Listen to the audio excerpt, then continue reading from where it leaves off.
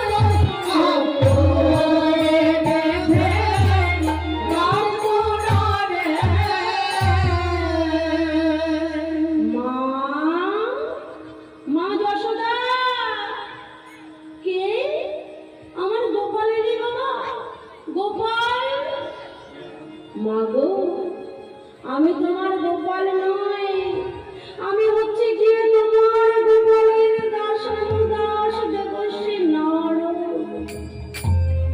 ও দেবশ্রী নারদ, কেন মা তুমি কি চোখে দেখতে পাও না? না গো না, যেদিন থেকে আমার গোপাল চলে গেছে আমাকে ছেড়ে দিয়ে, সেদিন থেকে আমি কাঁদতে কাঁদতে একেবারে অন্ধ হয়ে গেছি। ও মা, তোমার গোপাল তোমাকে চিঠি লিখেছে, সেই চিঠিটা তুমি